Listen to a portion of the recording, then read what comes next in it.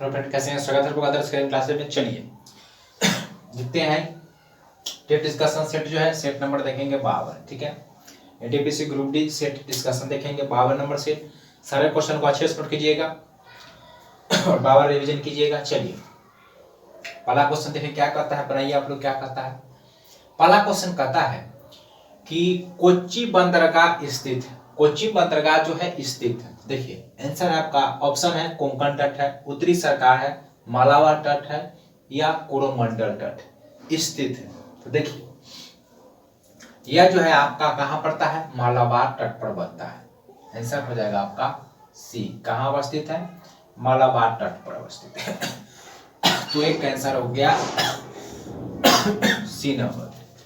ठीक है, सी हो गया। चलिए बात करते हैं भारत में बड़े बंदरगाह की। बात करते हैं भारत में, लिख नोट कीजिएगा, बड़े बंदरगाह। तो बड़े बंदरगाहों की संख्या टोटल जो है कितना है, 13। टोटल बड़े बंदरगाहों की संख्या कितनी है, 13 संख्या। ठीक है, अगर इसमें पूछे सबसे बड़ा बंदरगाह, सबसे बड़ा बंदरगाह कौन सा है, तो लिखिएगा सबसे बड़ा बंदरगाह जो है वह मुंबई। कौन है, मुंबई। लेकिन अगर आपसे पूछे कि सबसे गहरा बंदरगाह, नोट कर लीजिएगा, सबसे गहरा बंदरगाह तो लिखिएगा हुआ है विशाखापत्तनम। विशाखापत्तनम जो है यह सबसे गहरा बंदरगाह है। सबसे बड़ा बंदरगाह पूछेगा तो मुंबई हो जाएगा। टोटल भारत में बड़े बंदरगाह की संख्या कितनी है, टोटल 13 बंदरगाह है। ठीक है, क्वेश्चन था कोचिन बंदरगाह स्थित है, मालाबार तट पर जो है स्थित है। चलिए पहला का आंसर निकल गया सी नंबर। चलिए दूसरा सवाल देख क्या कहता है। दूसरा सवाल कहता है कि भारत में नियोजित विकास, भारत में जो नियोजित जो विकास था, नियोजित विकास का विरोध किए थे। किसने विरोध किया भाई, तो इसका ऑप्शन देखिए, इंदिरा गांधी, महात्मा गांधी, नेहरू और राजीव गांधी। तो भारत में जो नियोजित जो विकास था, नियोजित विकास का विरोध जो है महात्मा गांधी के द्वारा किया गया था। किसके द्वारा किया गया था, आंसर हो जाएगा आपका बी नंबर। महात्मा गांधी के द्वारा जो है नियोजित विकास का जो है विरोध किया गया। ठीक है, तो 2 का आंसर हो गया आपका बी हो गया। चलिए नोट कर लीजिए, तीसरा सवाल देखते हैं।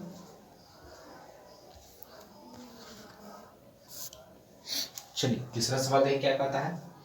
तीसरा सवाल कहता है कि ओंकारेश्वर परियोजना, कहता है कि ओंकारेश्वर परियोजना जो है किस नदी पर स्थित है। तो देखिए भागीरथी पर, टिहरी, कौन है, टिहरी, टिहरी पर बिजली कॉम्प्लेक्स जो है वह भागीरथी पर स्थित है। ठीक है, उसके बाद लक्ष्मीबाई, लिखिएगा लक्ष्मीबाई बांध जो है वह लक्ष्मी बांध जो है किस नदी पर है, बेतवा नदी पर स्थित है। किस नदी पर स्थित है, बेतवा नदी पर। ठीक है, और यह जो ओंकारेश्वर परियोजना जो हो जाएगा यह हो जाएगा आपका नर्मदा नदी पर। ताप्ती नदी पर लिखिएगा जो है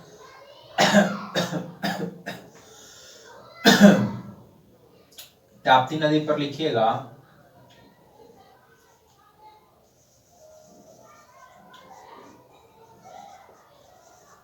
काकरा पारा।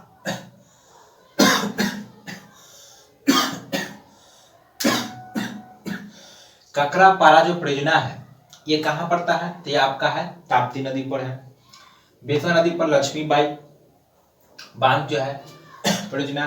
उसके बाद भागीरथी पर टिहरी पर बिजली कॉम्प्लेक्स जो है वो टिहरी नदी पर है, भागीरथी नदी पर हो गया।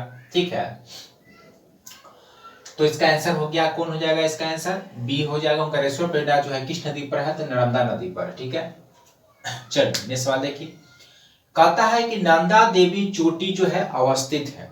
कहता है क्वेश्चन नंदा देवी चोटी जो है किसके बीच स्थित है। तो देखिए पंजाब हिमालय की बात करते हैं तो पंजाब हिमालय जो है सिंधु प्लस सतलज, सिंधु प्लस सतलज के बीच कौन सा है, पंजाब हिमालय। ठीक है, सिंधु और सतलज के भी नोट कीजिएगा। और कुमाई हिमालय की बात करें तो सतलज यह किसके बीच है, तो नोट कीजिएगा सतलज प्लस काली।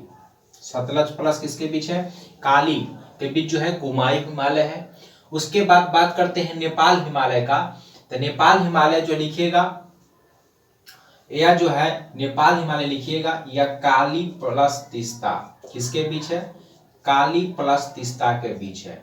और असम हिमालय जो है लिखिएगा यह तीस्ता प्लस किसके बीच है, दिहांग नदी के बीच। ठीक है, तो पंजाब हिमालय जो है सिंधु सतलज, कुमाई हिमालय सतलज और काली, नेपाल हिमालय जो है वह काली और तीस्ता, असम हिमालय तीस्ता और दिहांग के बीच अवस्थित है। ये बड़ा परीक्षा पूछता है, नोट कर लीजिएगा। और यहाँ पर नंदा देवी जो है यह कुमाई हिमालय का ही भाग है। किसका भाग है, कुमाई हिमालय का भाग है। कुमाई हिमालय किन दो नदियों के बीच स्थित है, तो लिखिएगा सतलज प्लस काली के बीच। ठीक है, कुमाई हिमालय का विस्तार जो है सतलज और काली नदी के बीच है। ठीक है, तो सिंधु सतलज है, सतलज और काली सारे प्रश्न से नोट कर लीजिएगा।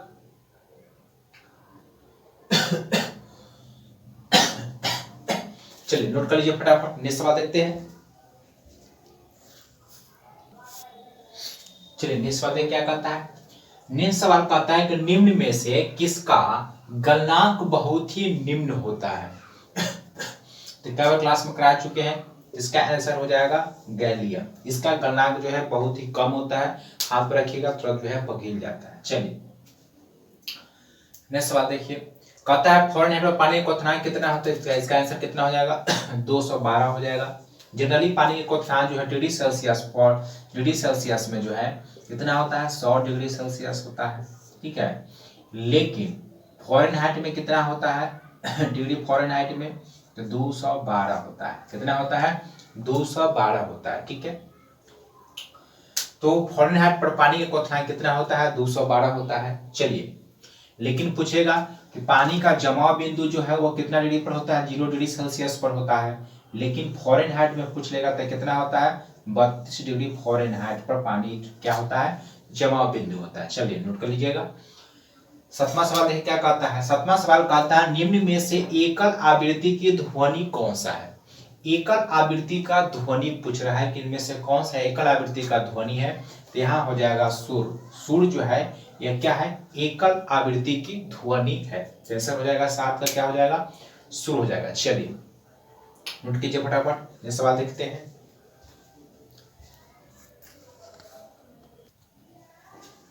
चलिए सवाल देखिए क्या कहता है। आठवां सवाल कहता है कि एथिल अल्कोहल पानी के साथ अत्यंत घुलनशील है। एथिल अल्कोहल जो है कहता है पानी के साथ अत्यंत घुलनशील है। घुलनशील है क्योंकि वह पानी के साथ क्यों घुलनशील है, पानी के साथ वह कौन सा बंधन बनाता है, तो यह जो है पानी के साथ क्या बनाता है, हाइड्रोजन आबंध बनाता है।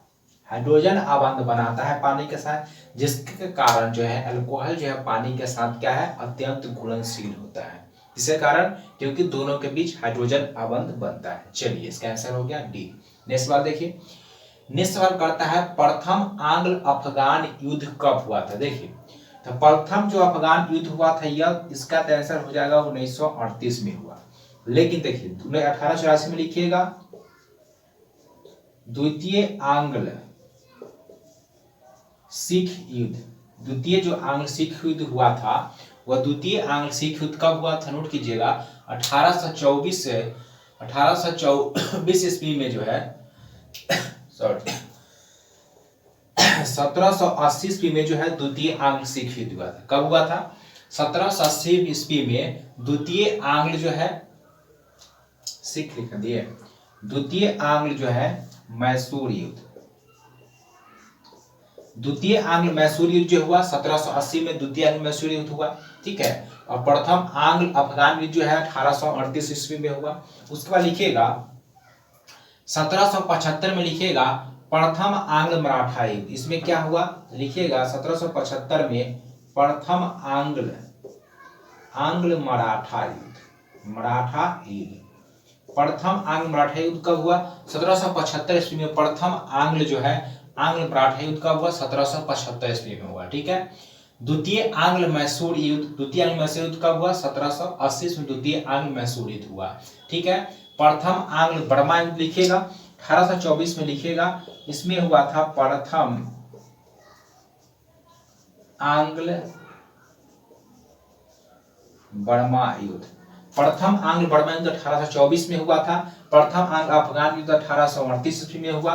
1780 में द्वितीय आंग्ल मैसूर युद्ध हुआ था और प्रथम आंग्ल मराठा युद्ध जो है यह 1775 ईस्वी में हुआ था। सारे पर नोट लीजिएगा, ये सारे जो युद्ध हुए बार बार जो है परीक्षा में टपकते हैं। चलिए नेक्स्ट सवाल देखते हैं।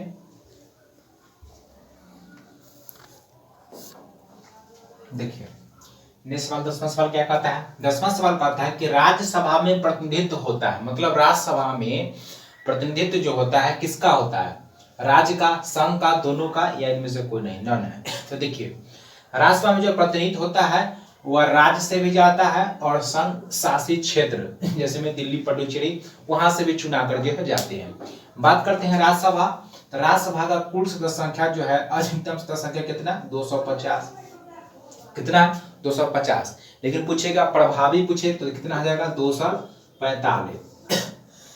वर्तमान में प्रभावी राज्यसभा के कुल सदस्य संख्या कितना हो जाएगा 245। टोटल पूछेगा तो कितना हो जाएगा 250 हो जाएगा, ठीक है।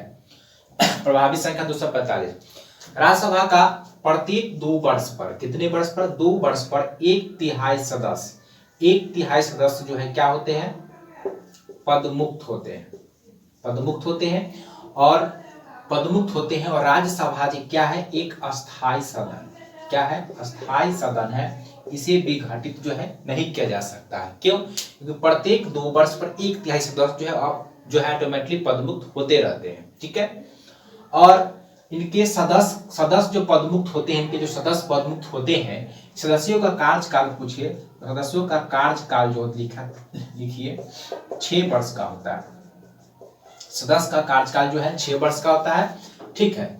चलिए तो क्वेश्चन था कि राज्यसभा में प्रतिनिधित्व होता है राज्यों का और संसदीय क्षेत्र दोनों का होता है, सब नोट कर लीजिएगा। चलिए 11 में कहता है कि लैटिन में वायरस का क्या अर्थ होता है। वायरस जो है निर्जीव और सजीव, निर्जीव और सजीव बीच के एक कड़ी होता है, ठीक है। और इसमें वायरस का जो लैटिन, ठीक है, लैटिन शब्द से लिया गया है, जिसमें लैटिन में वायरस का अर्थ जो होता है 20 होता है, क्या होता है 20 होता है। तो आंसर हो जाएगा 11, क्या हो जाएगा आंसर, सी नंबर हो जाएगा। चलिए नोट कर लीजिए, ये सवाल देखते हैं।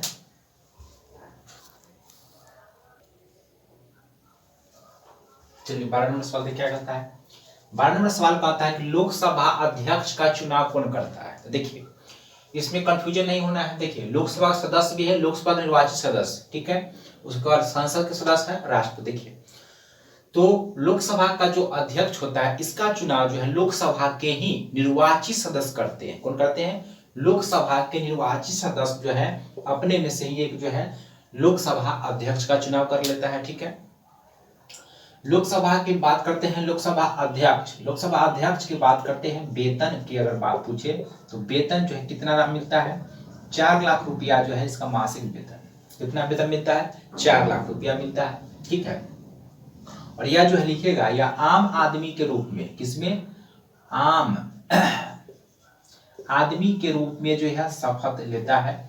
जनरली इसे शपथ ग्रहण की आवश्यकता नहीं होता है, लेकिन पूछता है कि लोकसभा अध्यक्ष जो है शपथ किस रूप में ग्रहण करता है, तो ये आम आदमी के रूप में ग्रहण करता है। लोकसभा अध्यक्ष पद के लिए शपथ की इसकी जरूरी नहीं होता है।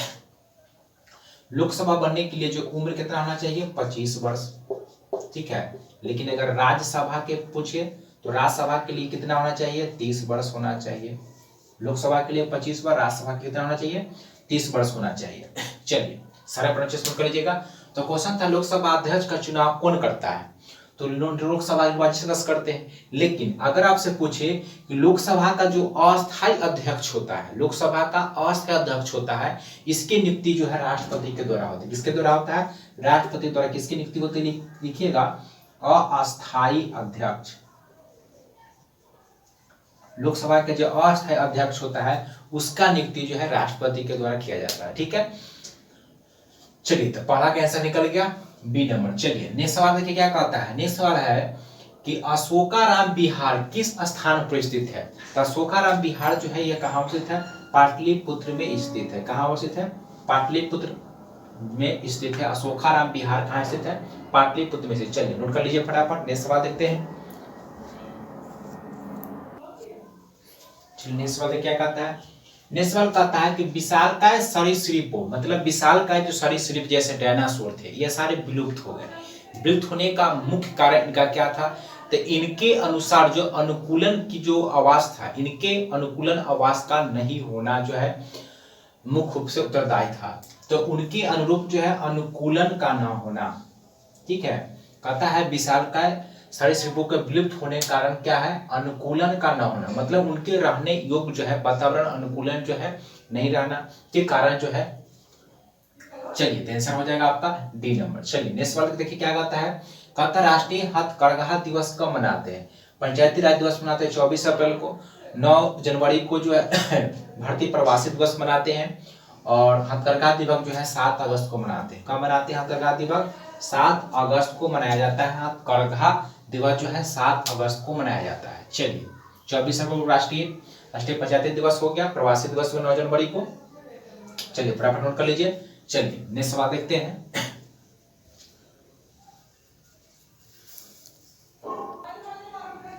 चलिए देखिए नेक्स्ट सवाल क्या कहता है।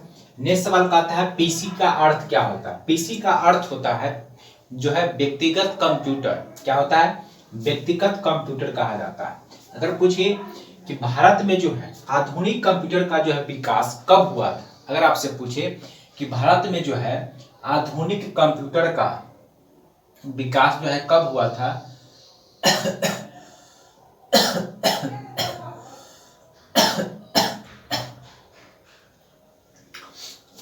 चलिए तो क्या बोल रहे थे कि तो पीसी का अर्थ क्या होता है, व्यक्तिगत कंप्यूटर होता है। उसका बता रहे थे कि भारत में आधुनिक कंप्यूटर की जो है शुरुआत जो हुआ 1946 में हुआ था। अगर पूछिए भारत का, अगर पूछे सबसे शक्तिशाली कंप्यूटर पूछे, अगर पूछे सबसे शक्तिशाली कंप्यूटर पूछे तो कौन हो जाएगा, वह सुपर कंप्यूटर। कौन है, सुपर कंप्यूटर जो है सबसे शक्तिशाली कंप्यूटर है, ठीक है। अगर आपसे पूछे कि सबसे तेज प्रिंटर कौन सा है, अगर पूछे आपसे कि सबसे तेज प्रिंटर जो है कौन सा होता है, तो लिखेगा वह होता है लेजर प्रिंटर। कौन होता है, लेजर जो प्रिंटर होता है यह सबसे तेज प्रिंटर होता है। काफी तेजी से जो है प्रिंट आउट जो है इसके माध्यम से होता है, ठीक है। बात करते हैं कंप्यूटर पितामह, तो कंप्यूटर के पिता जो है चार्ल्स बैबेज को कहा जाता है। किसको माना जाता है, चार्ल्स बैबेज को माना जाता है। तो पीसी का अर्थ होता है यहाँ पर एक व्यक्तिगत कंप्यूटर होगा। सारा प्रोसेस नोट कर लीजिएगा। चलिए नेक्स्ट सवाल देखिए। नेक्स्ट सवाल कहता है कि आर्ग्यूमेटिव इंडियन पुस्तक के लेखक कौन है। तो इसके लेखक कौन हो जाएगा, इसका आंसर हो जाएगा आपका आमतर सेन। किसके द्वारा लिखा गया है, आमतर सेन के द्वारा जो है पुस्तक जो है लिखा गया, ठीक है। चलिए इसका आंसर हो गया एक।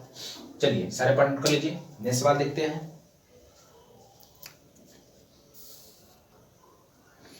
चलिए नेक्स्ट सवाल देखिए क्या कहता है। 18 नंबर सवाल देखिए, बनाइए एकदम इजी सवाल है। कहता है कि 2 केजी भार वाली एक वस्तु, कहता है 2 केजी द्रव्यमान दिया हुआ है, एम दे दिया हुआ है। एम का मान कितना दे दिया हुआ है, 2 केजी, और ए त्वरण दे दिया हुआ है 4 मीटर पर सेकेंड स्क्वायर। तो अब कह रहा है बल का मान पूछ रहा है। तो बल फोर्स बराबर क्या होता है, F बराबर होता है एम ए, बस गुना कर दीजिए। कितना हो जाएगा, एम का मान 4 और त्वरण हो जाएगा 2। कितना हो जाएगा, 4 दूना 8 न्यूटन हो जाएगा। तो पूछ रहा था कि इस पर जो है लगने वाले बल का मान क्या होगा, तो कितना हो जाएगा, 8 न्यूटन हो जाएगा। फोर्स बराबर क्या होता है, F बराबर होता है एम ए, ठीक। चलिए दम इजी सवाल था। नेक्स्ट सवाल देखिए क्या कहता है। देखिए कहता है पौधे में द्वितीयक वृद्धि। बात करते हैं पौधों में 2 समूह तक पाया जाता है, जाइलम और फ्लोएम। जाइलम का काम होता है जल से, जल का संवहन करना, जड़ों से, जमीन से जो है जल का संवहन करना, पौधे विभिन्न भागों तक पहुंचाना जो है जाइलम का काम होता है। फ्लोएम का काम होता है जाइलम के द्वारा जब जल पहुंचाने का काम करता है, जब विभिन्न भागों पहुंचते हैं, विभिन्न भागों पर जब खाद्य का निर्माण होता है, तो उस खाद्य को पौधे के विभिन्न भागों तक पहुंचाने का काम कौन करता है, फ्लोएम करता है, ठीक है। लेकिन यहाँ पर क्वेश्चन पूछा है कि पौधे में द्वितीयक वृद्धि जो किसके कारण होता है, यह कैम्बियम के कारण होता है। किसके कारण होता है, कैम्बियम के कारण जो है द्वितीय वृद्धि होती है। जल का संवहन किसके कारण होता है, वह जल का संवहन जो होता है वह जाइलम के कारण होता है। लेकिन पौधे में खाद्य पदार्थों का विभिन्न भागों तक जो है पहुंचाने का काम कौन करता है, संवहन कौन करता है, यह फ्लोएम करता है। सर अच्छे से नोट कर लीजिएगा। चलिए लास्ट सवाल देखते हैं आज का।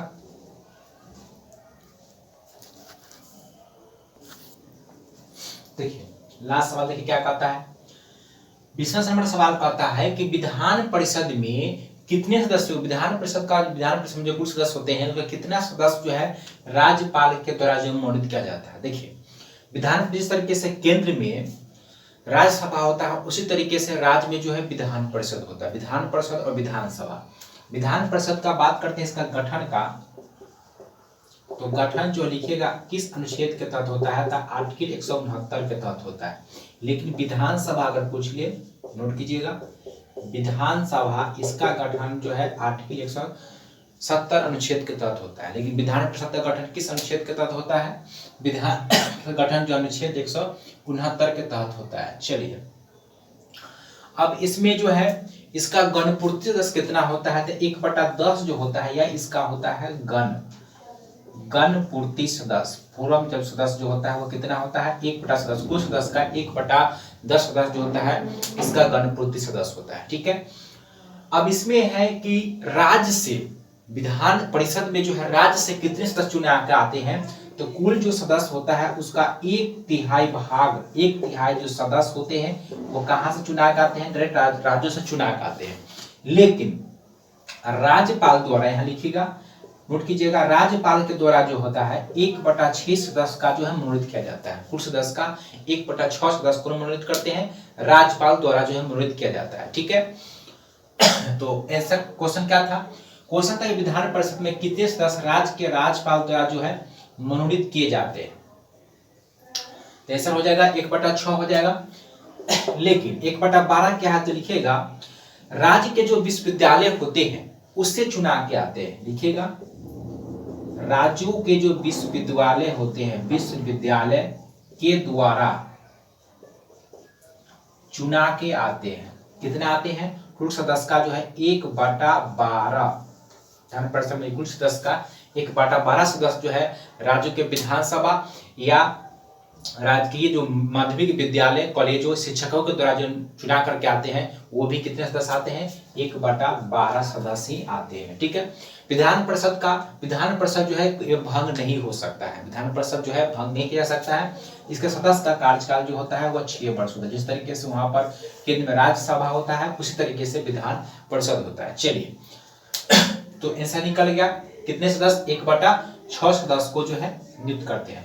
सारे परीक्षा से नोट कर लीजिएगा, बार परीक्षा में सारे सवाल जो है टपकते हैं। तो यह था आज का 20 महत्वपूर्ण सवाल। क्लास अच्छा लगा हो, आज का क्लास अगर पसंद आया हो तो वीडियो लाइक और शेयर करें। मिलते हैं नेक्स्ट क्लास में, धन्यवाद।